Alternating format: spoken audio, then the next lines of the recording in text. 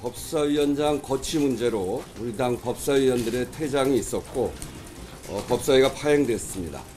집권 여당의 원내대표로서 국민들께 송구하다는 말씀을 드립니다. 우원식 원내대표께서 국민들께 송구스러운 마음을 표했기 때문에 어떠한 조건과 또 문제 제기하지 않겠습니다. 오늘부로 국회 정상화되니까 박수 한번 치면서. 네, 설 연휴를 마치고 돌아온 여야 지도부가 가까스로 국회 정상화에 합의했습니다.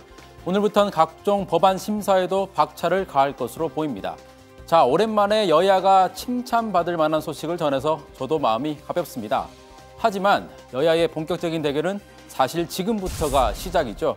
6.13 지방선거를 앞두고 혈전이 벌어지고 있습니다. 여야가 지방선거를 앞둔 설 민심을 청취하고 돌아왔는데 언제나 그렇듯 여야 모두 민심은 우리 편이란 걸 확인했다라고 주장하고 있습니다. 일단 대통령과 정부에 대해서는 여전히 기대와 응원이 더 많았어요. 지금 남북 정상회담에 대해서 좀 성급하다 이런 느낌을 좀 가졌습니다. 그까지가 민심이고. 제대로 견제할 수 있는 야당이 되어봐라, 잘해봐라라는 그런 격려의 말씀을 많이 주셨습니다. 그래. 자, 들으신 것처럼 같은 설 민심을 놓고 각 당이 전혀 다른 해석을 하고 있죠. 아마도 지방선거를 앞두고 처한 상황과 전략이 서로 다르기 때문일 겁니다. 그렇다면 한번 따져보죠. 지방선거를 앞둔 주요 정당의 강점과 약점을 분석해 보겠습니다. 먼저 민주당입니다. 과반에 육박하는 높은 당 지지율이 최대 강점이죠. 그리고 이런 지지율 구도가 지방선거 때까지 크게 흔들리지 않을 거라는 게 전문가들의 대체적인 전망이죠. 하지만 변수가 없진 않습니다. 집권 여당이기 때문에 남북 관계와 경제 상황에 따라서 지지율은 얼마든지 흔들릴 수가 있습니다. 특히 최근에 불거진 이른바 GM 사태는 지방선거를 앞두고 여당에 부담이 될 공산이 큽니다. 야당은 이 부분을 약점으로 파악하고 집중적으로 파고들고 있습니다. 바른미래당은 오늘 아예 전북 현장으로 내려가서 정부 여당을 비판했습니다. 이번 한국 GM 군산공장의 폐쇄는 GM 본사의 탐욕과 금융감독당국 방관, 정권의 무능이 빚어낸 일자리 대참사라고 규정을 합니다. 문재인 정부는 이 핑계 저 핑계로 남탓하지 말고. 다음은 자유한국당으로 가보겠습니다. 민주당에 비해 지지율은 떨어지지만 그래도 강점이 있다면 바로 보수층의 결집 가능성이겠죠.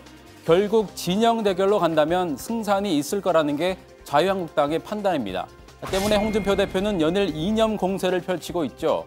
문재인 정부를 향해 친북 좌파, 폭주 정권이란 주장을 하면서 보수층 결집을 노리고 있습니다.